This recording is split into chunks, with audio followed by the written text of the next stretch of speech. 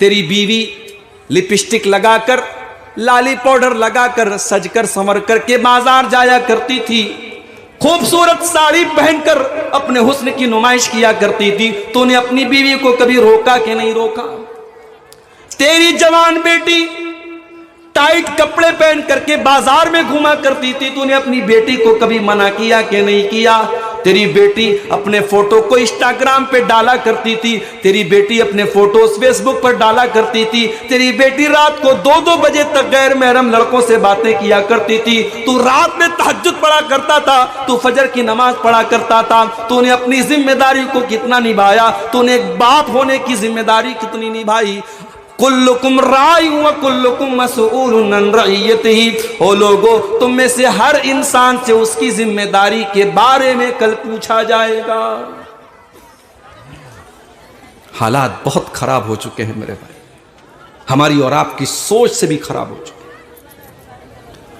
हैं। 2-3 दिन पहले मेरे पास मैसेज आया, महाराष्ट्र के अंदर एक बहुत मशहूर शहर है नागपुर।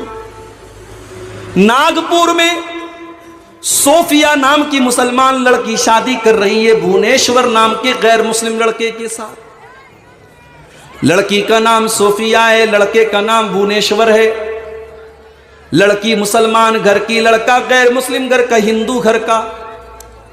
शादी का कार्ड छप रहा है और शादी के कार्ड पर बाकायदा हिंदू रीति रिवाज से विवाह की बात कही गई है और ऊपर ओम गणेशाय नमः भी लिखा हुआ है।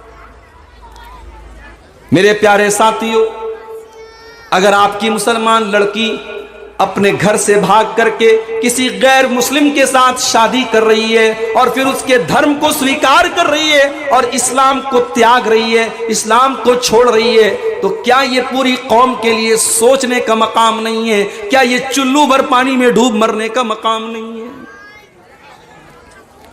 हमें और आपको इस पर भी गौर करने की जरूरत है कि हम अपनी बेटियों को इस लायक भी नहीं बना सके।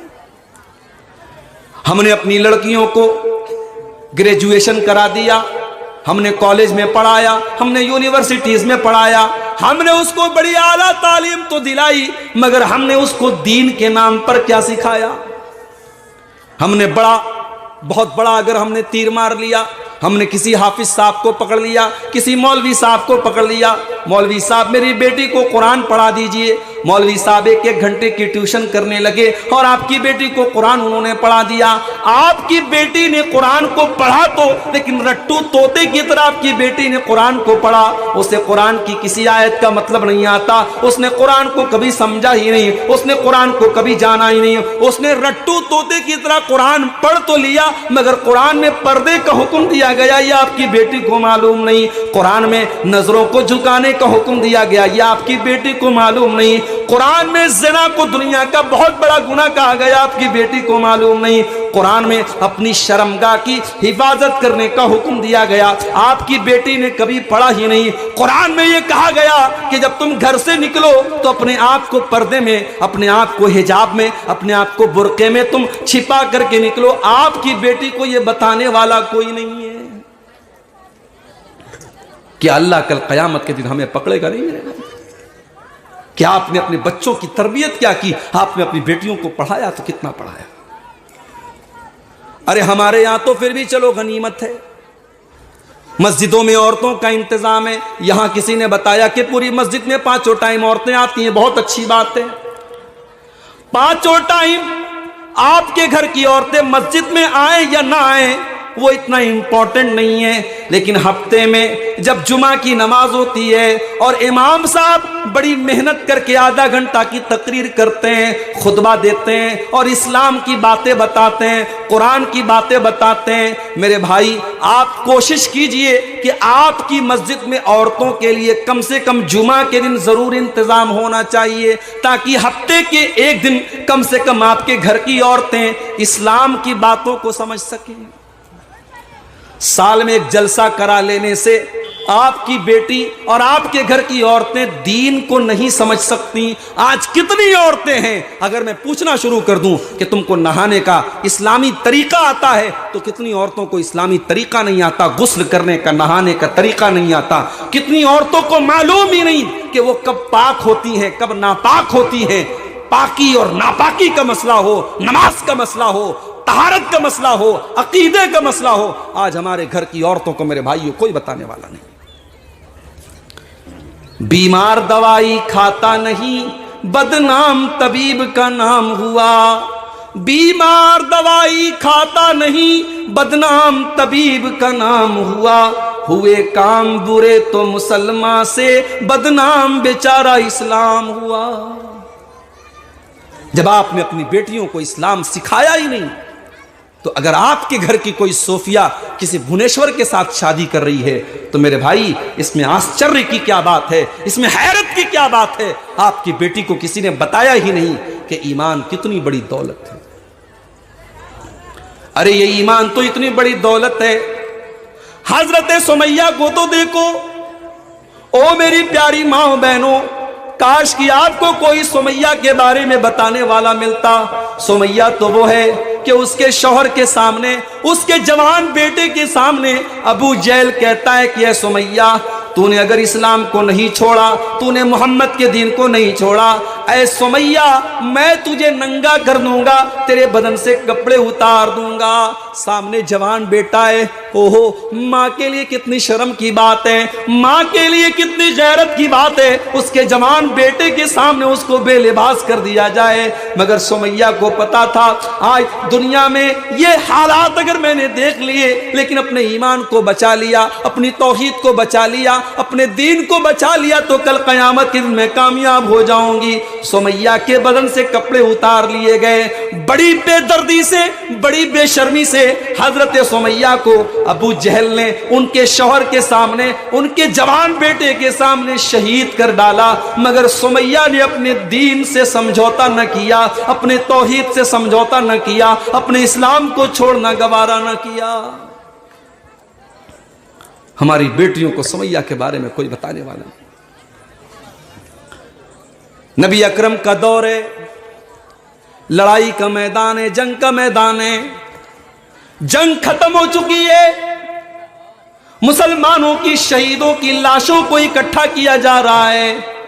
एक औरत आती है जिसका नाम उम्मे खल्लाद है। उसका बेटा भी उस जंग में शहीद हो चुका है। वो अपने बेटे की लाश को देखने के लिए आती है, और हदीस के अल्फाज हैं, वो सर से पैर तक बुर्के में आती है, वो सर से पैर तक नकाब में आती है, वो सर से पैर तक अपने आप को छुपा करके आती है। लोग कहते हैं तेरा बेटा तो कत्ल हो चुका है, तेरा बेटा तो दुनिया से जा चुका है, और तू इतना पर्दे में आई है, तू अपने पूरे बदन को छुपा करके आई है। तो वो औरत क्या जवाब देती है? इन उर्जा इब्नी फलन उर्जा हयाई। ओ लोगो, मैंने अपना बेटा खोया है, मैंने अपनी शर्मो हया को नहीं खोया है। मेरा बेटा गया है, मेरी हया नहीं गई, मेरी शर्म नहीं गई। इस्लाम ने पर्दे का जो हुक्म दिया है, वो जंग के मैदान में भी उसके ऊपर मैं अमल करूंगी। मैं अपनी शर्मो हया से कोई समझौता नहीं कर सकती।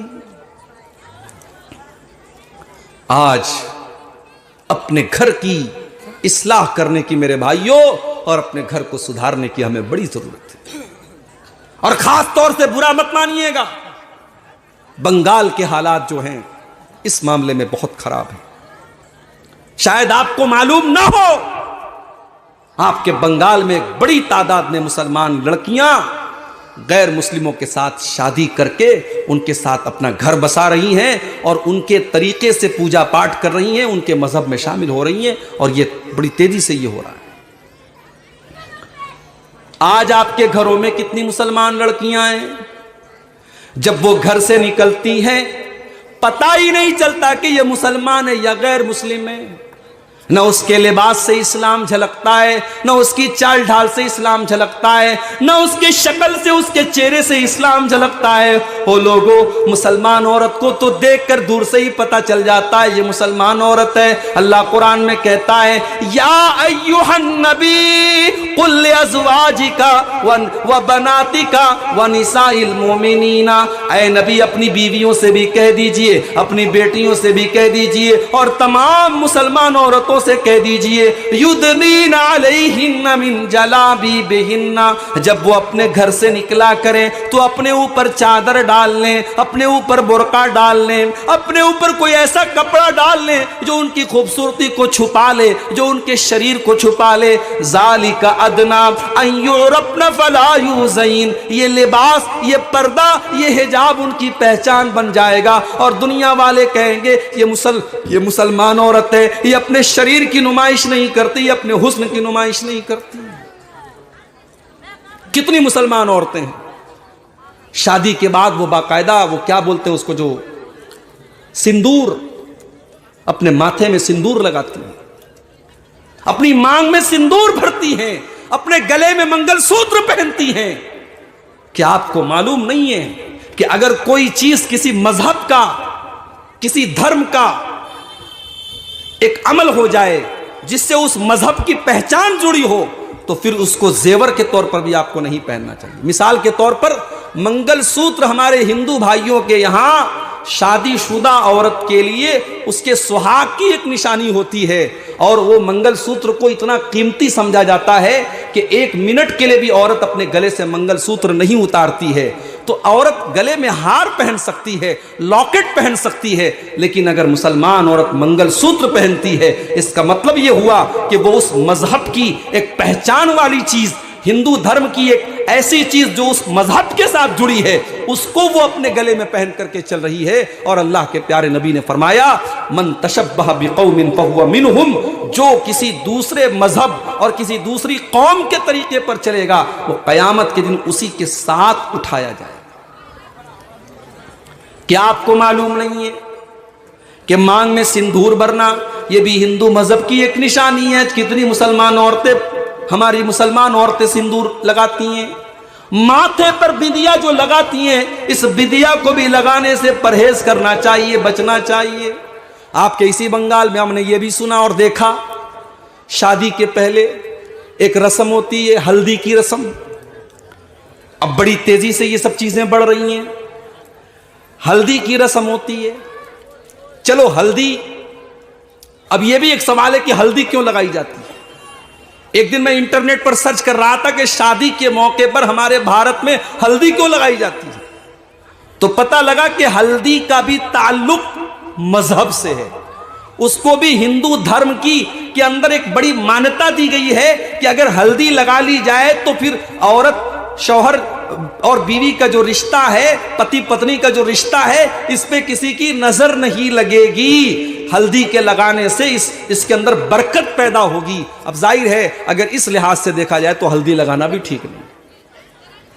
हालांकि हल्दी के अंदर मेडिकल पॉइंट ऑफ व्यू से एंटीसेप्टिक है हल्दी लगाने से शरीर और बदन में फायदा होता है। चलो अगर हम दवा के तौर पे, इलाज के तौर पे, शादी हो रही है लड़की की, वो अपने बदन पे हल्दी लगा रही है, चलो उस लिहाज से अगर हम उसको सही भी कह दें, लेकिन उसका बाकायदा एक फंक्शन करना, हल्दी के नाम पे पूरी पार्टी हो रही है, सारे घर की लड़कियां पीले पीले कपड़े पहन रही हैं, सारे घर के लड़के पीले पीले कपड़े पहन रहे हैं, बाकायदा दावत का एहतमाम किया जा रहा है।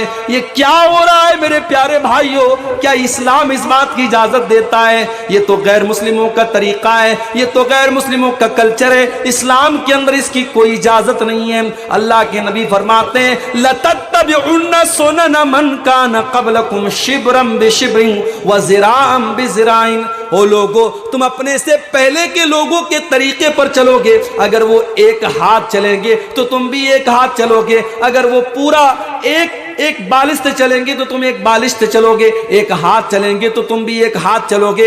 हत्ता लऊ दखलू जोहरा ज़ब्बिन, अगर तुमसे पहले के लोग किसी जानवर के बिल में चले जाएंगे तो तुम भी उसके बिल में चले जाओगे। पहले के लोगों के तरीके पर तुम चलोगे। सहाबा ने पूछा, अय अल्लाह के नबी, पहले के लोगों से कौन लोग मुराद हैं? क्या यहूदी और ईसाई मुराद हैं? अल्लाह के नबी ने फरमाया कि और कौन मुराद हैं? तो आज मुसलमान यहूदियों और ईसाइयों के साथ साथ इस मुल्क में हिंदू भाइयों के साथ रहते रहते उनके कल्चर को अपना रहा है, और आज हमारे शादी ब्याह में बहुत सारी चीजें उनके यहाँ की हो रही हैं। अच्छे अच्छे दीनदार घरों में बर्थडे मनाया जा रहा है। बच्चे की पैदाइश के दिन बच्चे के लिए बाकायदा बड़ा सा केक लाया जा रहा है, मोमबत्ती लाई जा रही है, घर में पार्टी हो रही है, ताली बजाई जा रही है, हैप्पी बर्थडे टू यू का नारा लगाया जा रहा है, खानदान वालों को दावत खिलाई जा रही है। क्या है मेरे भाई ये सब? उसके बाद एनिवर्सरी मनाई जा रही है। मेरी शादी हुई थी 24 फरवरी को। हर साल 24 फरवरी को मेरी बीवी कहती है कि कल आप रहेंगे कि नहीं? मैं कहता हूं मैं प्रोग्राम में जा रहा हूं, मैं रहता ही हूं उस दिन। औरतों को ना ये सब चीजें बड़ी अच्छी लगती है कि शादी वाले दिन शौहर हमारा घर पे रहे, सालगिरह वाला दिन है, उस दिन बड़ा यादगार दिन है। अरे भाई हर दिन को यादगार बनाओ ना। बीवी से मोहब्बत करने के लिए साल का कोई दिन खास नहीं है, हर दिन उससे मोहब्बत करो। बच्चों से मोहब्बत करना है, बच्चों को केक खिलाना है, कभी भी केक खिलाओ। उसके लिए आपको बर्थडे मनाने की जरूरत नहीं है। ये तमाम चीजें बेकार हैं। हमने एक दिन बना लिया। अब मदर्स डे, साल में एक दिन है मदर्स डे। उस दिन बेचारा जो जिंदगी में कभी अपनी मां से कायदे से बात नहीं करता, वो भी फेसबुक पर ज्ञान दे रहा है कि मां का ये मकाम है और मां का ये मकाम है, हैप्पी मदर्स डे। अबे जाके पहले तू अपनी मां की खैर खबर ले भाई साहब। घर में तेरी बूढ़ी मां दवा इलाज को तरस रही है और तू फेसबुक पर मदर्स डे की मुबारकबाद दे रहा है। फादर्स डे, बाप के नाम पर एक डे मनाया जा रहा है। तो ये जितने डेज हैं, ये जो डेज मनाए जा रहे हैं मेरे भाइयों, ये भी हमारे इस्लामिक कल्चर में नहीं है। हमारा इस्लाम का बड़ा क्लियर एंड क्लीन कॉन्सेप्ट है कि बाप हर दिन बाप है, मां हर दिन मां है। मां का सम्मान रोज होना चाहिए, बाप की सेवा रोज होनी चाहिए, बीवी से मोहब्बत रोज होनी चाहिए और बच्चे के शौक और उसके बच्चों के अरमान को रोज पूरा करना चाहिए। उसके लिए इस तरीके की चीजों को करने की जरूरत नहीं है। तो आज हमें और आपको अपने घरों से इन सब चीजों को हटाना है। तो हमें जानना पड़ेगा कि हम अपने घर की इस्लाह कैसे करें, अपने घर का सुधार कैसे करें।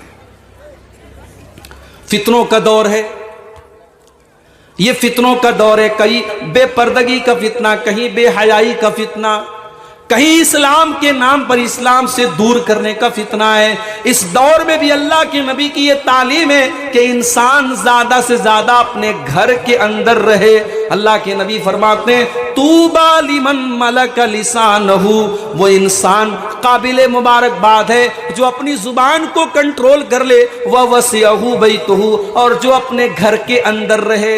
कोशिश कीजिए, अपने परिवार को टाइम दीजिए, अपने बीवी बच्चों को टाइम दीजिए। जब आप अपने काम से, अपने बिजनेस से, अपनी नौकरी से खाली हो जाएं, तो आप अपने घर वालों को टाइम दीजिए। आप बहुत सारे फितनों से बच जाएंगे मेरे भाई। आज हालात क्या है? शौहर रात में आता है, काम धंधा करके आया है, थका हारा आया है, बीवी बेचारी मोबाइल में लगी है और कोई सीरियल देख रही है, उसका फेवरेट सीरियल है, बीवी सीरियल में लगी है। शौहर बेचारा खाना खाता है।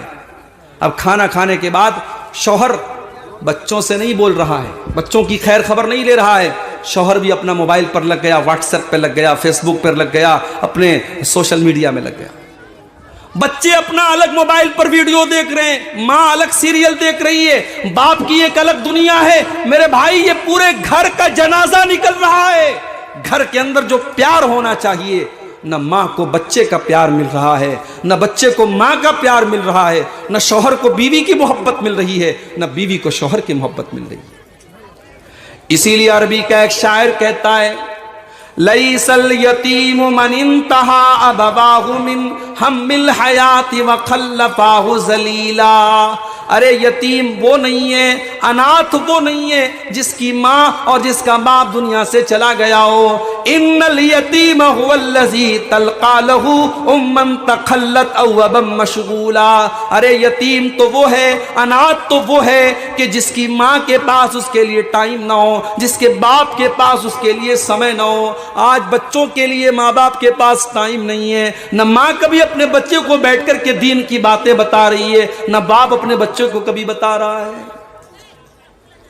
वो माएं थीं जो अपने बच्चों के दीन की फिक्र करती थी। इमाम बुखारी का नाम तो सुना है ना आपने? इमाम बुखारी का नाम क्या था? मोहम्मद बिन इस्माइल। इमाम बुखारी का नाम था मोहम्मद उनके बाप का नाम था इस्माइल। इमाम बुखारी की उम्र भी 5 साल थी। 5 साल के बच्चे थे इमाम बुखारी के, उनके बाप का इंतकाल हो गया, बाप दुनिया से चला गया। लोग कहते हैं जब बाप दुनिया से चला जाए तो बच्चे बिगड़ जाते हैं। बच्चे आम तौर से बाप अगर ना हो तो मां उनको कंट्रोल नहीं कर पाती, ये आम तौर से माना जाता है। इमाम बुखारी की मां ने अपने बच्चे को मां का भी प्यार दिया और बाप का भी प्यार दिया। बाप के मरने के बाद उन्होंने बाप की कमी नहीं खलने दी। इमाम बुखारी बड़े हो रहे हैं, मां का सपना है मेरा बेटा बड़ा होकर के नबी की हदीसों का आलिम बने, मेरा बेटा बड़ा होकर के कुरान का हाफिज बने, कुरान का आलिम बने। ओ मेरी प्यारी माँ बहनों, आज ऐसे भी माएँ क्यों नहीं है समाज में जो अपने बच्चों को अल्लाह के दीन का खादिम बनाने का सपना देखें। आज माओं का सपना होता है मेरा बेटा डॉक्टर बने, मेरा बेटा इंजीनियर बने, मेरा बेटा टीचर बने। ऐसी माएँ कहाँ चली गई जो इमाम बुखारी की माँ की तरह ये सपना देखें, काश कि मेरा बेटा नबी के कुरान, नबी की हदीसों का हाफिज बने, कुरान का हाफिज बने, कुरान का आलिम बने, वो दुनिया को कुरान का मैसेज सुनाए, वो दुनिया को इस्लाम का मैसेज सुनाए, वो एक अच्छा मुसलमान बने और दूसरों को अच्छा बनाए। ऐसा सपना देखने वाली माएँ आज दुनिया से खत्म हो गई मेरी भाई, मेरे भाव। इमाम बुखारी की माँ अपने बच्चे की तरबियत कर रही है। इमाम बुखारी बीमार हो गए, एक मर्तबा इमाम बुखारी बीमार हो गए और इतने बीमार हो गए, इतने बीमार हो गए कि उस बीमारी में उनकी आंखों की रोशनी चली गई। इमाम बुखारी अंधे हो गए, उनकी आंखों की रोशनी चली गई। इमाम बुखारी की मां को बड़ा दुख हुआ। और अल्लाह की नेक बंदी अल्लाह की बारगाह में रात में तहज्जुद पढ़ती है और अल्लाह की बारगाह में दुआ करती है, अय अल्लाह मैंने अपने बच्चे को कुरान का आलिम बनाने का सपना देखा है। अय अल्लाह मैंने अपने बच्चे को तेरे नबी की हदीसों का आलिम बनाने का सपना देखा है। अय अल्लाह मेरे बच्चे की आंखों की रोशनी चली गई है। अय अल्लाह अब मेरा बच्चा कुरान को कैसे पढ़ेगा, अब ये हदीसों को कैसे पढ़ेगा। अय अल्लाह मेरे बच्चे की रोशनी को लौटा दे, मेरे बच्चे की आंखों को लौटा दे। इमाम बुखारी की मां रातों को रो रो करके ये दुआ करती है और कहते हैं कि जब मां अपने बच्चे के लिए दुआ करती है, अल्लाह के रसूल की हदीस है कि जब वालिदैन की दुआ, मां बाप की दुआ बच्चे के हक में कबूल होती है, अल्लाह ताला मां बाप की दुआ को कभी लौटाता नहीं है। अगर मां के मुंह से निकल गया बेटे के लिए कोई दुआ निकल गई तो अल्लाह जरूर उस दुआ को पूरा करता है। इसीलिए माओं को कभी बच्चों को बद्दुआ नहीं करना चाहिए, हमेशा बच्चों के लिए अच्छी दुआ करनी चाहिए। इमाम बुखारी की मां ने इतनी दुआ की, इतना रोती रही अल्लाह की बारगाह में कि रात में जब वो सो जाती हैं, तो उनके सपने में, उनके ख्वाब में हजरत इब्राहीम अलैहिस्सलाम आते हैं और इब्राहीम अलैहिस्सलाम आकर के कहते हैं, ऐ इमाम बुखारी की माँ तू इतना रोई है और तूने अल्लाह से इतनी दुआ की है कि रद्दल्लाहु अला इब्ने के बसरहू, अल्लाह ताला ने तेरे बच्चे के आंखों की रोशनी को लौटा दिया है, जाकर के तू देख ले तेरे बच्चे की आंखें सही हो चुकी हैं, तेरा बच्चा दोबारा देखने लगा है। इमाम बुखारी की माँ की नींद खुली और जाकर के जब उन्होंने देखा तो उनके बच्चे की आंखों की रोशनी आ चुकी थी, उनका बच्चा बिल्कुल ठीक हो चुका था। तो ये होती है मेरे प्यारे भाइयों एक दीनदार मां। दीनदार मां कहां से आएगी? आज आपके घर में दीन कहां से आएगा? मेरी माएं और बहनें जो यहां आई हैं बुरा ना माने, आज जब आप अपने बच्चे के लिए दुल्हन देखने जाती हैं और आप अपने घर के लिए जब बहू देखने जाती हैं तो ईमानदारी से बताइएगा कि आप सामने वाले के अंदर क्या चीज देखती। अल्लाह ताला ने किसी को बहुत गोरा बनाया है, किसी को सांवला बनाया है, किसी को कुछ काला बनाया है, कोई हाइट में लंबा है, किसी की हाइट कुछ कम है, किसी की खूबसूरती में कुछ कमी है। जाहिर है कोई इंसान खुद से तो पैदा नहीं हुआ है, उसके इख्तियार में तो नहीं है। कितनी औरतें आज जब वो रिश्ता देखने जाती हैं, लड़की नेक होती है, लड़की दीनदार होती है, लड़की पढ़ी लिखी होती है, लेकिन वो ये कह के रिश्ता ठुकरा देती हैं, लड़की तो बहुत अच्छी थी, बहुत अच्छी थी, लेकिन उसकी हाइट थोड़ी कम थी। सिर्फ हाइट की बुनियाद पर कितने रिश्ते रिजेक्ट हो जाते हैं। लड़की बहुत अच्छी थी, रिश्ता बहुत अच्छा था, लेकिन लड़की के बाप का मकान अच्छा नहीं लग रहा था, घर अच्छा नहीं लग रहा था।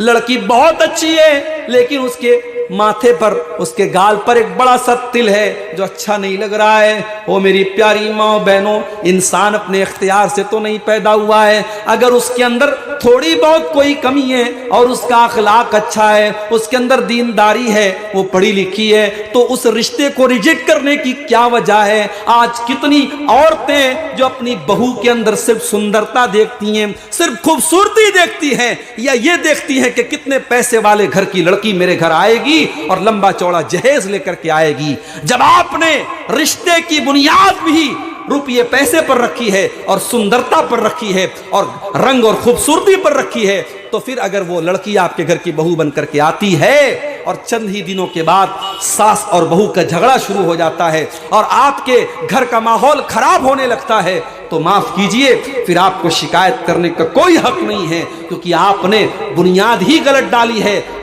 आप बबूल का पेड़ बोने के बाद ये उम्मीद नहीं कर सकते कि उस पेड़ में से आम निकलेगा। आप आम का पेड़ बोएंगे तो आम के पेड़ से आम निकलेगा, आम के पेड़ से बबूल नहीं निकलेगा और बबूल के पेड़ से आम नहीं निकलेगा। इसलिए जब आप रिश्ता करने जाएं, जब आप अपने घर के लिए बहू देखने जाएं, तो अल्लाह के नबी की क्या तालीम है, जरा आपको हदीस उठा के देखिए जो बुखारी और मुस्लिम के अंदर मौजूद है। अल्लाह के प्यारे नबी फरमाते हैं, तुनकहुल मरातु लिअरबईन ले मालिहा वले हसबिहा वले जमालिहा वले दीनिहा। जब एक औरत की शादी होती है तो 4 चीजें औरत के अंदर देखी जाती हैं। माल देखा जाता है, यहूदियों के यहाँ माल देखा जाता था, कितने पैसे वाले घर की लड़की है, और खूबसूरती देखी जाती है। ईसाइयों के यहाँ खूबसूरती देखी जाती थी, वले हसबिया, और कुछ लोग खानदान देखते हैं, बिरादरी देखते हैं। अरब के अंदर बिरादरी बहुत ज्यादा देखी जाती थी। वले दीनिहा, और अल्लाह के नबी फरमाते हैं कि कुछ लोग लड़की के अंदर दीनदारी देखते हैं। फज़फर बिज़ाति दीनी तरिबत यदाक। अल्लाह के प्यारे नबी फरमाते हैं कि तुम दीनदार औरत को अपने घर की बहू बना के लाओ, तुम दीनदार औरत को बीवी बना के लाओ, तुम अपने घर की मलका दीनदार औरत को बनाओ, तुम कामयाब हो जाओगे। दीनदार औरत जब घर में आ जाए तो घर को 4 चांद लगा देती है मेरे भाई। अद्दुनिया कुल्लुहा मता, दुनिया पूरी की पूरी फायदा उठाने की चीज है। वह खैरु मताई दुनिया अलमरतु सालिहा, और दुनिया का सबसे कीमती खजाना नेक औरत है, दीनदार औरत है। अल्लाह के नबी से हजरत उमर फारूक ने पूछा, अरे अल्लाह के नबी ये बताइए कि हम कौन सी चीज को खजाना बनाएं, कौन सी चीज को अपने घर में हम इकट्ठा करें, कौन सी चीज को स्टोर करें? अल्लाह के प्यारे नबी ने फरमाया कि तुम 3 चीजों को खजाना बना लो, 3 चीजों को स्टोर कर लो। लियत्तखिज़ अहदुकुम क़ल्बन शाकिरा व लिसानन ज़ाकिरा व ज़ौजतन मुमिनतन तुईनुहु अला अम्रिल आखिरा। सबसे पहली चीज, तुम अपनी जुबान को अल्लाह का जिक्र करने वाला बनाओ। अपने अंदर ऐसी जुबान पैदा करो जो हर हाल में अल्लाह का जिक्र करने वाली हो। मेरी प्यारी माँ बहनों, मेरे प्यारे भाइयों, आज इस पर भी गौर करो कि आज हम कितनी बार अल्लाह का जिक्र करते हैं। नबी अकरम ने तो जो दुआएं सिखाई हैं, छींक आए तो कहो अल्हम्दुलिल्लाह। आपको छींक आई, आपने अल्हम्दुलिल्लाह का, सामने वाला सुने तो वो कहे यरहमुकल्लाह, फिर उसके जवाब में आप कहें यहदीकुमुल्लाह। सिर्फ एक छींक आई और आपने 3 बार अल्लाह का नाम लिया। आप घर में जा रहे हैं, कुछ नहीं अगर आपको आता है तो सिर्फ बिस्मिल्लाह पढ़ लीजिए। अल्लाह के नबी फरमाते हैं जब तुम अपने घर में आते हो और बिस्मिल्लाह पढ़ते हो तो शैतान फेल हो जाता है। जब तुम बिस्मिल्लाह पढ़ के घर में आते हो तो शैतान ये कहता है ला मबीता लकुम हाहुना, अब इस घर में हम रह नहीं सकते, ये तो बिस्मिल्लाह पढ़ के अंदर आया है। और जब तुम खाना खाने के टाइम बिस्मिल्लाह पढ़ते हो तो शैतान कहता है ला अशा हाहुना, अब यहाँ तो डिनर भी नहीं मिलेगा, अब यहाँ तो खाना भी नहीं मिलेगा। आपने बिस्मिल्लाह पढ़ा, शैतान की घर में एंट्री खत्म हो गई। आपने खाने के टाइम बिस्मिल्लाह पढ़ा, शैतान आपके खाने से भाग गया। क्या इतना भी नहीं कर सकते हम? घर से आप निकल रहे हैं, दुकान पे जा रहे हैं, मकान पे जा रहे हैं, बिजनेस पे जा रहे हैं, कहीं भी जा रहे हैं, जब आप घर से निकलने लगिए अल्लाह के नबी फरमाते हैं ये दुआ पढ़ के निकलिए, बिस्मिल्लाहि तवक्कलतु अलल्लाहि ला हौला वला कुव्वता इल्ला बिल्लाह।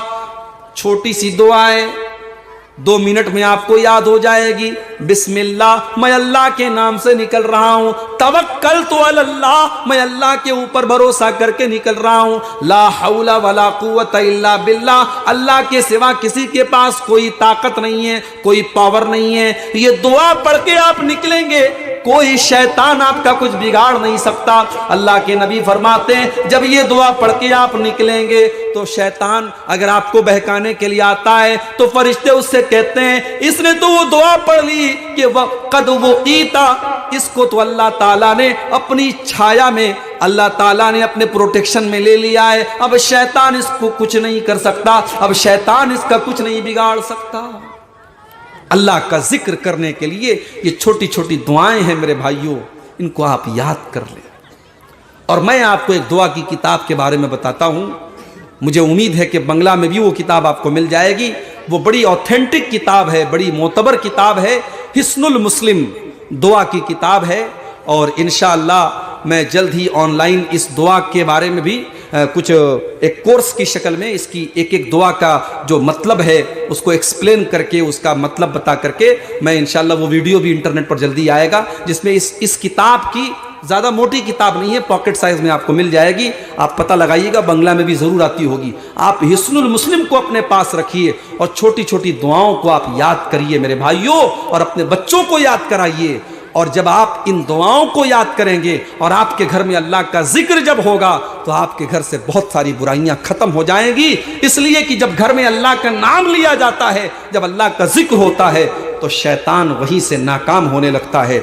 इसीलिए अल्लाह के नबी फरमाते हैं मसलुल बैतिल्लज़ी युज़करुल्लाहु फीही वल बैतिल्लज़ी ला युज़करु फीही मसलुल हय्यि वल मय्यित। जिस घर में अल्लाह का नाम लिया जाए वो घर जिंदा है, और जिस घर में अल्लाह का नाम न लिया जाए वो घर मुर्दा है। जिन्नात का मसला आता है, मौलवी साहब मेरे घर में जिन्नात का असर है, मौलवी साहब मेरी जवान बेटी पता नहीं कैसी कैसी बातें कर रही है, उल्टी सीधी बातें कर रही है, होश में नहीं रहती है, बाल को बिखेर लेती है। मौलवी साहब ने आके देखा, कहा जिन्नात का साया है इसके ऊपर किसी ने जादू किया है। मेरे भाइयों, आपको मौलवी साहब के पास जाने की जरूरत नहीं है। अगर आप अपने घर को जिन्नात से बचाना चाहते हैं, शैतान से बचाना चाहते हैं, आप बस एक काम करना शुरू कर दीजिए, अपने घर में सूरह बकरा की तिलावत आप डेली किया करें। अगर आप पूरी नहीं कर सकते, थोड़ी थोड़ी करके करा करें। अल्लाह के प्यारे नबी फरमाते हैं इन्न शैताना यनफिरु मिनल बैतिल्लज़ी तुक़रअ फीही सूरतुल बकरा। जिस घर में सूरह बकरा पढ़ी जाती है उस घर से शैतान भाग जाता है। सूरह बकरा की तिलावत आप करें, कोई शैतान आपके घर में नहीं आ सकता, कोई जिन आपकी बेटी को परेशान नहीं कर सकता। मगर हम लोग तो शॉर्टकट चाहते हैं ना, हमको ना पढ़ना पड़े, हम मौलवी साहब से पढ़वा देंगे। हम मोबाइल के जरिए, लोग हमसे पूछते हैं व्हाट्सएप पर कॉल करके, मैसेज करके, मौलवी साहब हमको अपने घर में सूरह बकरा पढ़नी है, 2.5 पारे की सूरत है, बड़ी लंबी सूरत है, उतना टाइम नहीं है, हम मोबाइल के ऊपर अगर उसको चला दे तो चलेगा क्या? मैंने कहा देखिए, आप मोबाइल पर जब सूरह बकरा चलाएंगे तो आप नहीं पढ़ रहे हैं, मोबाइल पढ़ रहा है, और मोबाइल के पढ़ने पर शैतान भागने की बात नहीं कही गई है, आपको पढ़ना चाहिए। सवाब भी इसी में है, और शरीयत के हुक्म तक का तकाजा भी यही है कि आप डायरेक्ट पढ़ें, आप मोबाइल के जरिए कुरान की तिलावत न करवाएं, आप खुद तिलावत करें, ताकि आपके घर से शैतान का असर खत्म हो जाए। तो घर को अगर दीनदार बनाना है तो हमें और आपको घर में ये काम करना पड़ेगा। इसी तरीके से अगर आपके घर के माहौल को इस्लामी माहौल बनाना है तो अपने घर में नमाज का माहौल बनाओ।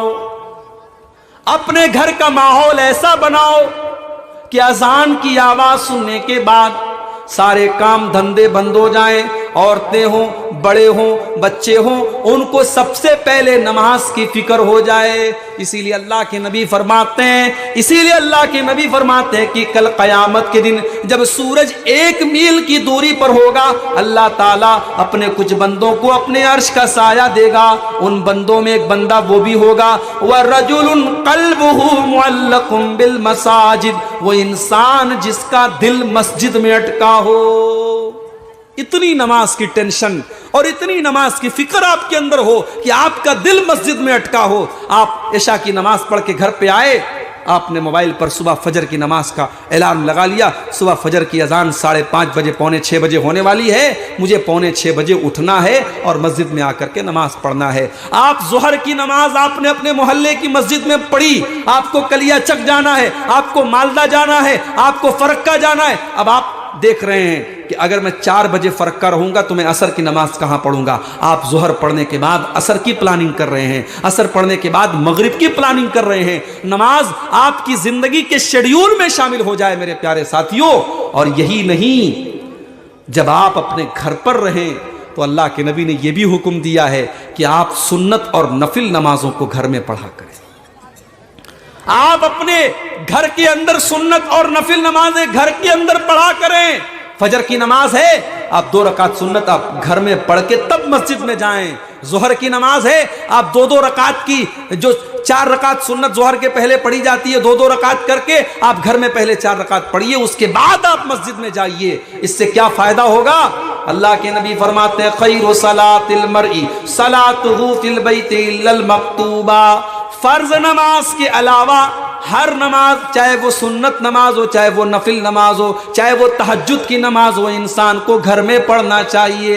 क्यों पढ़ना चाहिए उसकी वजह भी समझ लीजिए। जब आप घर में नमाज पढ़ेंगे, आपका छोटा बच्चा आपको देख करके नमाज की मोहब्बत उसके दिल में पैदा होगी। आप मेरी प्यारी माँ बहनों जब घर में नमाज पढ़ेंगी, आपकी छोटी बच्ची, आपकी बेटी भी आपको देख करके नमाज सीखेगी। और आप जब घर में नमाज पढ़ेंगे जहां कोई देखने वाला नहीं है, तो आपकी नमाज के अंदर रियाकारी और दिखावे का भी कोई मतलब नहीं होगा। आपकी नमाज के अंदर इखलास पैदा होगा, आपकी नमाज सिर्फ और सिर्फ अल्लाह के लिए होगी। इसीलिए घर के अंदर आप नमाज पढ़ें, फर्ज नमाज मस्जिद में पढ़ें, बाकी नमाज आप घर में पढ़ें। और यही नहीं, आप अपने बच्चों को भी नमाज के लिए लेकर के जाएं। अल्लाह के नबी फरमाते हैं मुरू औलादकुम बिस्सलाति वहुम अब्नाउ सबई सिनीन। तुम्हारे बच्चे जब 7 साल के हो जाएं तो तुम उनको नमाज पढ़ने का हुक्म दो। वज़रिबूहुम अलैहा वहुम अब्नाउ अशरिन। और जब तुम्हारे बच्चे 10 साल के हो जाएं और नमाज न पढ़े तो तुम उनकी पिटाई करो। 10 साल के बच्चे अगर हो जाएं तो नमाज न पढ़ने पर उनकी पिटाई करो। और यही नहीं, आगे अल्लाह के नबी कह रहे हैं वह फर्रिकू बैनहुम फिल मजाजे। और जब तुम्हारे लड़का और लड़की 10 साल के हो गए तो उनके बिस्तर अलग कर दो। एक कंबल में, एक चादर में 2 लड़कों को मत सुलाओ, 2 लड़कियों को मत सुलाओ, उनके बिस्तर अलग कर दो। जानते हैं यह हुक्म क्यों दिया गया?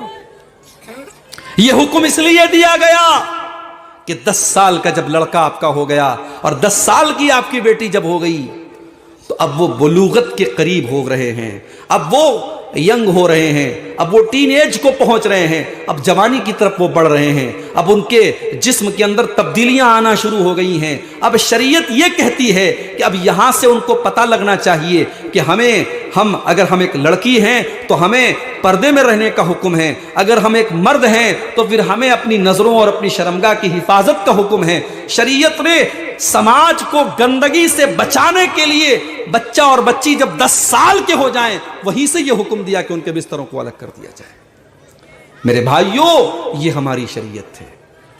अल्लाह ताला ने कुरान में अगर हमसे और आपसे ये कहा है कि ज़िना के करीब मत जाओ, तो ज़िना के करीब ले जाने वाली जितनी चीजें हैं इस्लाम ने उन सबको रोका है।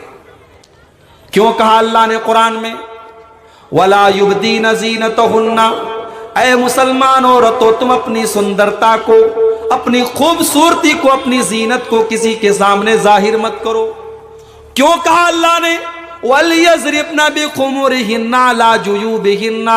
जब तुम अपने घर में अपने बाप के सामने, अपने भाई के सामने, अपने महरम रिश्तेदार के सामने, अपने ससुर के सामने भी अगर तुम रहो तो अपने दुपट्टे को अपने सीने पर रखो, अपने दुपट्टे को अपने गरेबान पर रखो। क्यों कहा अल्लाह ने? क्यों कहा अल्लाह ने कुरान में फला तखज़ान बिल कौल। ऐ मुसलमान औरत, जब तुझे किसी गैर मर्द से फोन पर बात करना पड़ जाए, मोबाइल पर बात करना पड़ जाए, या तेरे घर पे कोई गैर मर्द आ जाए और तुझे उससे बात करना पड़ जाए, तो तेरी आवाज में लचक नहीं होनी चाहिए, तेरी आवाज में मिठास नहीं होनी चाहिए, तेरी आवाज कड़क होनी चाहिए, ताकि सामने वाले को ये लग जाए कि मेरी दाल यहां गलने वाली नहीं है, ये तो बड़े कड़क अंदाज में बात कर रही है, मैं इसके ऊपर डोरे नहीं डाल सकता, मैं इससे कोई उम्मीद नहीं कायम कर सकता। ये तमाम रास्ते इस्लाम ने क्यों बताए मेरे भाइयों? ताकि जिनाकारी और बदकारी के लिए कोई जगह न बचे। और इतने सब के बाद इस्लाम ये भी कहता है, जब लड़का और लड़की शादी के लायक हो जाए तो तुम निकाह में देर न करो। लड़का 15 साल का हो गया, 18 साल का हो गया, शादी के काबिल हो गया, लड़की 15 साल से ऊपर 16 साल की, 18 साल की हो गई, शादी के काबिल हो गई। अब आप लड़के की शादी 30 साल की उम्र में कर रहे हैं, आप लड़की की शादी 25 साल की उम्र में कर रहे हैं। आप क्या सोचते हैं? आपका वो लड़का जो 20 साल की उम्र में और 18 साल की उम्र में शादी के काबिल हुआ है, वो 10 साल तक क्या नमाज पढ़कर के अपने आप को गुनाह से बचाएगा? क्या वो तकरीरों को सुनकर के अपने आप को गुनाह से बचाएगा? नहीं नहीं मेरे प्यारे भाइयों, इंसान को भूख लगी हो तो उसको खाना दिया जाता है, उसको तकरीर नहीं सुनाई जाती। इंसान को प्यास लगी हो तो उसको पानी दिया जाता है, उसके सामने कुरान नहीं पढ़ा जाता है। अगर आपके जवान बेटे और बेटियां शादी के काबिल हो गए हैं तो इस्लाम ये भी कहता है कि उनकी शादी में तुम देर मत करो। यही नहीं, अब जो बात मैं कहने जा रहा हूं, हो सकता है मेरे जाने के बाद औरतें नाराज हो जाएं और कहने लगे कि आइंदा इस मौलवी को मत बुलाना, आइंदा इस मौलवी की तकरीर मत करवाना। ये भी सुन लो, समाज में जिनाकारी को रोकने के लिए इस्लाम ये भी कहता है, अगर मर्द के पास ताकत है, पैसे वाला है और एक से ज्यादा बीवियों का वो हक अदा कर सकता है, वो 2 शादी कर सकता है, वो 3 कर सकता है, वो 4 कर सकता है, तो इस्लाम ये कहता है कि उस मर्द को कर लेना चाहिए। नहीं मौलवी साहब, ज़िना कर लेना आसान है, दूसरी शादी का नाम मत लीजिए। बीवी कहती है कि तुम गलत काम कर लो चलेगा, मगर तुम किसी को मेरी सौतन बना के लाओगे, मैं अपने प्यार को नहीं बांट सकती, मैं अपनी मोहब्बत को नहीं बांट सकती। बीवी साफ कहती है तुम गलत काम कर लो चलेगा, मगर मैं कल मुंबई में था, मुंबई में एक नौजवान लड़का मेरे पास आया, 28 साल 30 साल का लड़का रहा होगा, पैसे वाला लड़का है। उसने कहा मौलवी साहब मैं दूसरी शादी करना चाहता हूं। मैंने कहा बहुत अच्छी बात है, कर लो भाई।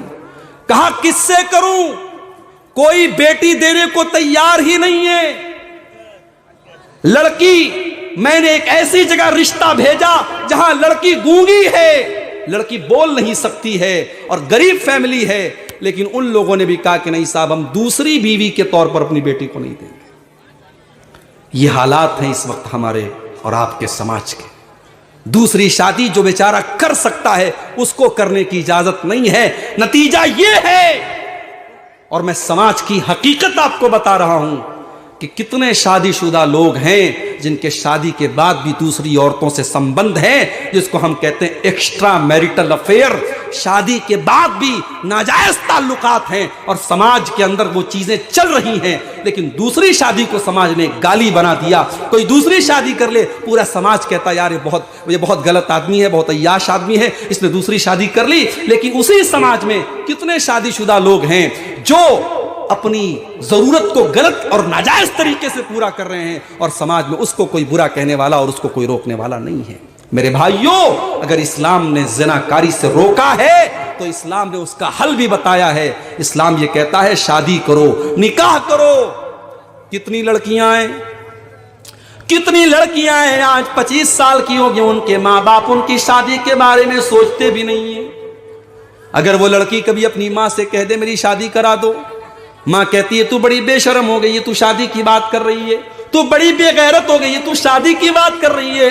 ओ मेरी प्यारी माओ बहनों, आप समझदारी से काम लो, आप समझदारी से काम लो। लड़की अगर शादी के काबिल हो चुकी है, आप उसकी शादी करा दीजिए और रिश्तेदारी और शादी में आप आसानी पैदा कीजिए, अपने स्टैंडर्ड को थोड़ा कम कर दीजिए। अगर अच्छा रिश्ता मिल रहा है, लड़का खाने कमाने वाला है, दीनदार है, बहुत अच्छा मकान नहीं है, बहुत ज़्यादा उसकी आमदनी नहीं है, लेकिन अगर लड़का दीनदार है, नेक है, अच्छा है, तो निकाह कर दो, शादी कर दो। जब इंसान शादी करता है, जब जिम्मेदारी उसके कंधों पर आती है, तो अल्लाह ताला ऑटोमेटिक उसकी रोजी रोटी में बरकत देता है। अल्लाह ताला ऑटोमेटिक बरकत देता है। मैंने तो देखा है और महसूस किया है, इंसान जब तक शादी नहीं होती है, अगर वो 1000 रुपया कमा रहा है, शादी के बाद ऑटोमेटिक वो 2000 कमाने लगता है। क्यों? क्योंकि जब बीवी आती है, बीवी अपने हिस्से का मुकद्दर लेके आती है, अपने हिस्से की रोजी लेके आती है। फिर 1 साल बाद, 2 साल बाद जब औलाद होती है, जब बेटा और बेटी होते हैं, इंसान की आमदनी में और उसकी कमाई में और अल्लाह बरकत देता है, क्योंकि जो बच्चा पैदा हुआ है वो अपनी रोजी रोटी लेकर के आया है। मेरे भाई, हम और आप ये समझते हैं हम पैसा कमा रहे हैं, तुम नहीं कमा रहे हो। तुम्हारे हिस्से का जो मुकद्दर है, उस मुकद्दर में जो रोजी अल्लाह ताला ने तुमको लिखी है, तुम्हारी बीवी के जरिए, तुम्हारे बच्चों के जरिए, वो तुमको मिलती है और अल्लाह तुमको देता है। इसलिए शादी में मेरे भाइयों आप आसानी पैदा करें। इसीलिए अल्लाह के नबी फरमाते हैं, इज़ा खतब इलैकुम मिम्मन तर्ज़ौना दीनहु व खुल्क़हु फज़व्विजूहु। जब तुम्हारे लड़का या लड़की के लिए कोई अच्छा रिश्ता मिले, कोई दीनदार रिश्ता मिले, तो तुम निकाह करने में देर न करो। अल्लाह के नबी के एक सहाबी थे, शक्ल सूरत के अच्छे नहीं थे, चेहरे पर दाने भी थे, दाग भी था, लेकिन बड़े नेक आदमी थे। उनका नाम था जुलैबीब रज़ी अल्लाह ताला अन्हु। अल्लाह के नबी से बहुत मोहब्बत करते थे। अल्लाह के नबी ने पूछा, जुलैबीब तुम्हारी शादी हुई कि नहीं हुई? अरे अल्लाह के नबी शादी नहीं हुई। आपने कहा कोई बात नहीं, हम तुम्हारी शादी कराएंगे। मदीना के अंदर एक अंसारी साहबी थे, जिनकी बेटी बड़ी पढ़ी लिखी, बड़ी काबिल थी, बड़ी अच्छी थी, और वो अपनी बेटी के लिए रिश्ता तलाश कर रहे थे। एक दिन वो अल्लाह के नबी के पास आते हैं और अल्लाह के नबी से कहते हैं कि अल्लाह के नबी, मैं अपनी बेटी के लिए रिश्ता तलाश कर रहा हूं। नबी अकरम ने फरमाया कि आपकी बेटी के लिए बहुत अच्छा रिश्ता है मेरे पास। साहबी ने समझा कि अल्लाह के नबी मेरी बेटी को अपनी बीवी बनाना चाहते हैं, अपने घर में ले जाना चाहते हैं। साहबी ने कहा, अरे अल्लाह के नबी ये तो मेरी बड़ी खुशनसीबी की बात है। आपने फरमाया, नहीं नहीं, मैं तुम्हारी बेटी से खुद निकाह करना नहीं चाहता, मेरे एक सहाबी हैं, मैं अपने सहाबी से तुम्हारी बेटी का निकाह करना चाहता हूं। कहा, अल्लाह के नबी कौन है? कहा, जुलैबीब है।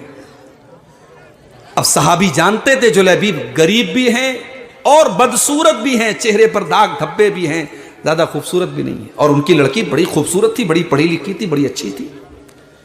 अब लेकिन नबी का हुक्म है, सहाबी इनकार भी नहीं कर सकते। उन्होंने कहा, या रसूलल्लाह मैं थोड़ा सा लड़की की मां से मशवरा कर लेता हूं, समझ लेता हूं, उसके बाद मैं जवाब देता हूं।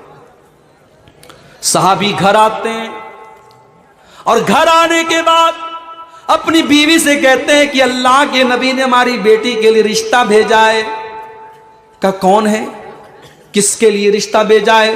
कहा, जुलैबीब के लिए रिश्ता भेजा है। लड़की की मां भी जानती थी जुलैबीब गरीब आदमी है, जुलैबीब बदसूरत आदमी है। लड़की की मां ने फौरन कहा कि नहीं नहीं, हम जुलैबीब के साथ अपनी लड़की की शादी तो नहीं कर सकते, इतने अच्छे अच्छे रिश्ते हमारी लड़की के आए, हमने अपनी बेटी की शादी किसी और से नहीं कराई, अब हम अपनी बेटी की शादी जुलैबीब से कराएंगे, ऐसा नहीं हो सकता। लड़की की मां ने साफ इनकार कर दिया। सहाबी पलट करके जाने लगे। लड़की अंदर पर्दे से सब सुन रही थी माँ बाप की बातचीत। लड़की अपने माँ बाप के पास आती है, ऐ मेरी अम्मी जान, ऐ मेरे अब्बू जान, ठीक है आपको ये रिश्ता पसंद नहीं आया, आपको जुलेबीब पसंद नहीं आए, मगर जरा इस पर भी तो गौर करो, ये रिश्ता भेजने वाली हस्ती कौन है? ये रिश्ता भेजा है जनाब मुहम्मदुर रसूलुल्लाह सल्लल्लाहु अलैहि वसल्लम ने। क्या आप अल्लाह के नबी का रिश्ता ठुकराएंगे? मेरे अब्बू जान ऐसा न कीजिए, आप मेरी शादी जुलेबीब से करा दीजिए। अगर अल्लाह के नबी ने ये रिश्ता भेजा है, मुझे उम्मीद है अल्लाह इस रिश्ते को मेरे हक में बरकत वाला बना देगा। मैं इस रिश्ते पर राजी हूं। जब मैं राजी हूं तो आपको एतराज नहीं करना चाहिए। आप मेरी शादी जुलेबीब से करा दीजिए। हजरते जुलेबीब से शादी करने के लिए तैयार होगी वो लड़की। लड़की के वालिद अल्लाह के नबी के पास आते हैं और पूरा वाकया सुना देते हैं कि हम दोनों मियाँ बीवी तो तैयार नहीं थे, मगर हमारी बेटी तैयार है क्योंकि रिश्ता आपने भेजा है। अल्लाह के नबी ने फौरन दुआ की, अल्लाहुम्मा बारिक लहा फी आइशिहा, ऐ अल्लाह इस लड़की की जिंदगी में तू बरकत अता फरमा, वला तजअल ऐशहा कद्दन कद्दा, ऐ अल्लाह इसकी जिंदगी में कभी परेशानी और कभी दुश्वारी ना आए। शादी हो गई। जुलेबीब गरीब थे, मगर गरीब होना ये ऐब नहीं है। इंसान अगर गरीब है लेकिन दीनदार है तो आपकी बेटी की कदर करेगा और आपकी बेटी को सुखी रखेगा। और इंसान अगर अमीर है और दौलत वाला है लेकिन दीनदार नहीं है तो आपकी बेटी को बहुत तकलीफ पहुंचाएगा। जुलेबीब की शादी हो गई और जुलेबीब अपनी बीवी से बहुत मोहब्बत करते थे। बड़ी मोहब्बत के साथ दोनों मियाँ बीवी रहते थे। कुछ दिनों के बाद एक गजवा होता है, एक लड़ाई होती है और अल्लाह के रसूल के सहाबा के साथ उस लड़ाई के मैदान में हजरत जुलेबीब भी शामिल होते हैं। लड़ाई जब खत्म हो जाती है और मुसलमान अपने शहीदों की लाशों को तलाश करने लगते हैं तो अल्लाह के नबी पूछते हैं कि सबकी लाशें तो नजर आ रही हैं, मुझे मेरा जुलेबीब नजर नहीं आ रहा है, क्या तुम लोगों ने जुलेबीब को देखा है? जब तलाश किया गया तो 7 दुश्मनों के बीच में 7 लोगों को मारने के बाद, अकेले उनसे लड़ने के बाद अपनी जान अल्लाह की राह में कुर्बान करने वाला जुलेबीब 7 दुश्मनों के बीच में तीरों से और तलवारों से के जख्म से भरी हुई उनकी लाश मिलती है। अल्लाह के नबी अपने इस सहाबी की लाश को अपने कंधे पर उठा करके कब्र के पास लेके जाते हैं। किसी चारपाई पर जुलेबीब को नहीं उठाया गया। नबी ने अपने कंधे को जुलेबीब की चारपाई बनाया, अपने कंधे पर उठाया और कब्र में ले जाकर के कब्र में उतारा। और जब कब्र में उतारने लगे और आसमान की तरफ आपने हाथ उठाए और आपने फरमाया, आय अल्लाह मैं जुलेबीब से राजी हूं, आय अल्लाह तू भी इससे राजी हो जा। साहबा कहते हैं वो मंजर देख करके हमें इतनी हसरत हुई, हमने यहां तक हमारे दिल में ये ख्याल पैदा हुआ कि काश उस कब्र में हम होते और काश अल्लाह के नबी हमारे बारे में ये दुआ कर रहे होते। जुलेबीब को दफन कर दिया अल्लाह के नबी ने और वो लड़की अपने शौहर के इंतकाल के बाद बेवा हो गई। और बेवा औरत के पास तो आमतौर से रुपये पैसे की कमी होती है, मगर सहाबा कहते हैं कि पूरे मदीना में हमने किसी और बेवा को नहीं देखा कि वो अल्लाह के रास्ते में इतना खर्च करती हो जितना हमने उस औरत को देखा। बेवा होने के बावजूद वो अल्लाह की राह में खर्च करती थी। एक दीनदार मर्द से निकाह करने का ये नतीजा निकला, अल्लाह गैब से रोजी देता था और वो अल्लाह की बंदी अल्लाह की राह में खर्च करती थी। मेरे प्यारे साथियों, रिश्ते नाते में आप दीनदारी को तरजीह दो। लड़का दीनदार है, लड़की दीनदार है तो बाकी चीजों में कॉम्प्रोमाइज कर लो। बाकी अगर कमजोर है, माली एतबार से कमजोर है, रुपये पैसे में कमजोर है, या आपके खानदान और आपके स्टेटस के मामले में कमजोर है, लेकिन अगर दीनदार है और बाखलाक है, अल्लाह के प्यारे नबी कहते हैं निकाह कर दो और देर मत करो। अगर तुम ऐसा करोगे तो जमीन के अंदर फसाद फैलेगा। तो ये बहुत जरूरी चीज है। अगर हम अपने घर का माहौल इस्लामी बनाना चाहते हैं तो हमें अपने घर में सबसे पहले रिश्ता नाता दीन की बुनियाद पे करना होगा। और आगे बढ़िए। शादी हो गई, अब लड़की आपके घर में आती है और अब उसके बाद मियां बीवी आपस में जिंदगी गुजार रहे हैं। अब जाहिर है मियां बीवी के दरमियान मोहब्बत भी होगी और कभी कभी झगड़े भी होंगे। कभी शौहर की कोई बात बीवी को बुरी लगी, कभी बीवी की कोई बात शौहर को बुरी लगी। अब यहां इस्लाम क्या कहता है, इसको भी आप जरा समझ लें। इस्लाम ये कहता है अर्रिजालु कव्वामूना अलन निसा। औरत को ये समझ लेना चाहिए कि मुझे अपने शौहर के ऊपर हुक्म नहीं चलाना है, मुझे अपने शौहर का हुक्म मानना है। अल्लाह ताला ने मेरे शौहर को मेरा निगरां बनाया है। अगर घर को एक स्कूल मान लिया जाए तो स्कूल का प्रिंसिपल जैसे होता है वैसे घर का प्रिंसिपल मर्द है, और मर्द को अल्लाह ने घर का जिम्मेदार बनाया है। अगर घर को एक गाड़ी बना लिया जाए तो बीवी उस गाड़ी पर बैठी है और ड्राइवर उस गाड़ी का शौहर है। अल्लाह ने फरमाया कि हमने जिंदगी में औरत के ऊपर मर्द को निगरां बनाया है, जिम्मेदार बनाया है। क्यों बनाया? क्योंकि बहुत सारी चीजें ऐसी हैं जो मर्द कर सकता है, औरत नहीं कर सकती। अल्लाह ने मर्द को ताकतवर बनाया है। रात के 12 बजे मर्द जो है वो घर से निकल करके कहीं भी जा सकता है, लेकिन औरत नहीं जाती है। औरत नहीं जाती है, औरत कमजोर है। और ये औरत को मान लेना चाहिए कि अल्लाह ताला ने मर्द और औरत के को एक जैसा नहीं बनाया है। बहुत सारा ऐसा काम है जो औरत ही कर सकती है, मर्द नहीं कर सकता। और मैं कभी कभी एक बात कहता हूं कि मर्द के शरीर में ताकत है, लेकिन औरत के आंसुओं में ताकत है, औरत के जज्बात में ताकत है। औरत अपने जज्बात के जरिए वो काम कर सकती है जो मर्द अपनी ताकत से नहीं कर सकता। अरे भाई, फिरौन का नाम सुना है कि नहीं सुना है? कैसा आदमी था?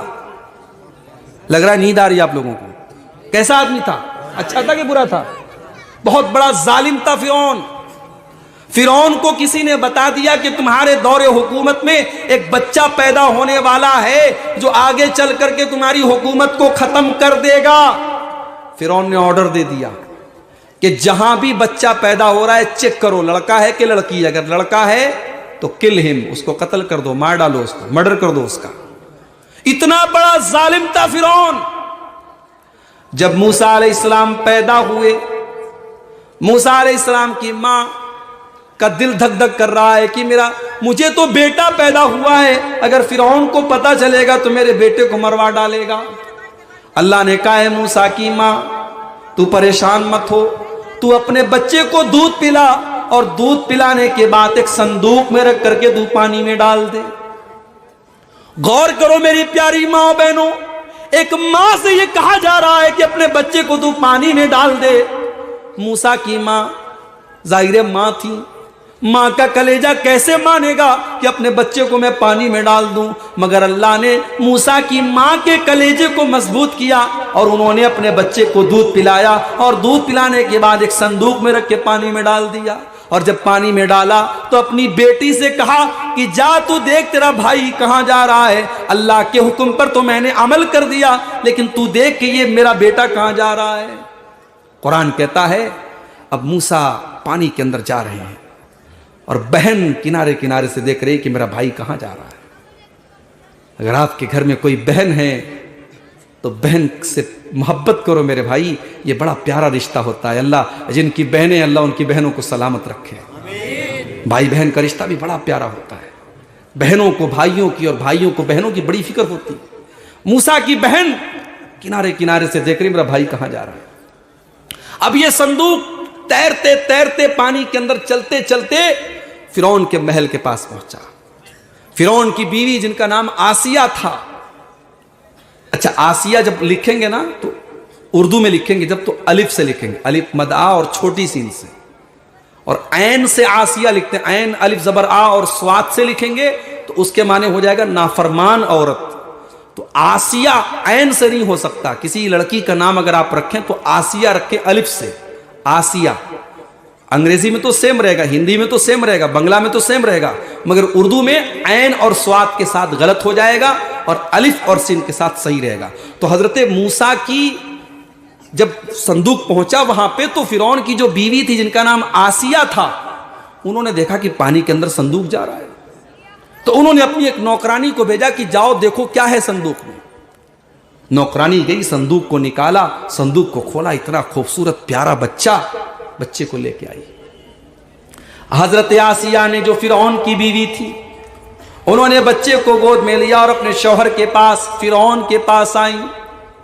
फिरौन तो ऐसे ही बच्चों से डरता था, जब से उसको किसी ने बता दिया था कि तेरे दौरे हुकूमत में कोई बच्चा पैदा होगा जो आगे चल करके तुझे कत्ल करेगा, तेरी हुकूमत के खत्म करने का सबब बनेगा, तभी से वो डरा हुआ था। उसने देखा कि मेरी बीवी बच्चा लेके चली आई, वो ऑर्डर देने वाला था कि इसको भी कत्ल कर दिया जाए, लेकिन फिरौन की बीवी ने कहा ला तक़्तुलूहु असा अन यनफ़अना औ नत्तख़िज़हु वलदा।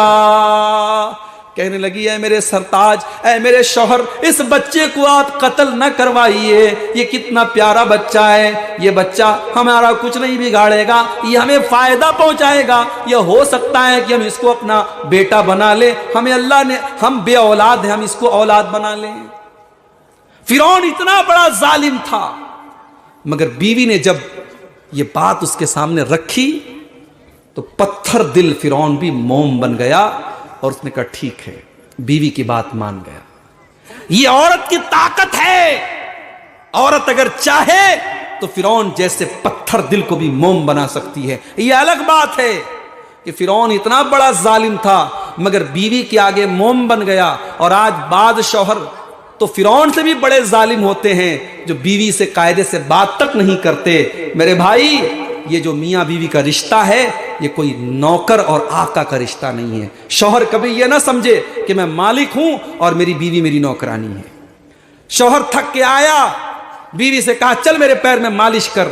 बीवी बेचारी दिन भर की थकी है, किचन में काम किया उसने, घर की सफाई की, कपड़े धोए, सारे काम किए।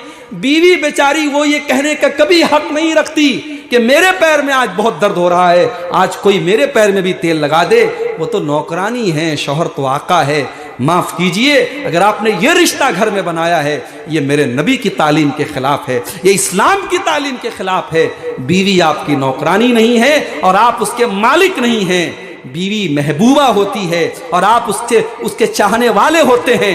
इन दोनों के दरमियान, शौहर और बीवी के दरमियान मोहब्बत का रिश्ता होना चाहिए, नौकरानी और मालिक का रिश्ता नहीं होना चाहिए। अगर आप कभी बीवी के काम आ जाएं, कभी आप संडे है, घर में छुट्टी है, अगर आपने घर की सफाई में कुछ बीवी का हाथ बटा दिया तो आप छोटे नहीं हो जाएंगे, आपकी नाक नहीं कट जाएगी। अल्लाह के प्यारे नबी, इस कायनात के सबसे अजीम इंसान अल्लाह के प्यारे नबी जनाब मोहम्मद रसूलुल्लाह सल्लल्लाहु अलैहि वसल्लम जब अपने घर में होते थे, अम्मा आयशा फरमाती हैं काना यहलुबु शातहू, अपनी बकरी का दूध खुद दूह लेते थे आप। व यफली सौबहू, अपने कपड़े में बटन वगैरह लगाना होता था आप खुद लगा लेते थे, और अपने जरूरी काम आप खुद कर लेते थे, और आप अपने घर वालों के कामों में सपोर्ट करते थे। मेरे प्यारे साथियों, इस रिश्ते की यही खासियत है, इसको मोहब्बत के साथ आप चलाइए। और अगर कभी ऊंच नीच हो जाए तो फौरन तलाक तलाक तलाक कह करके जो रिश्ता तोड़ दिया जाता है, ये बहुत बड़ी जहालत है और इस्लाम के खिलाफ है। अरे तलाक तो बहुत बात की बात है, इस्लाम तो ये कहता है कि अगर आपको बीवी की कोई बात बुरी लगती है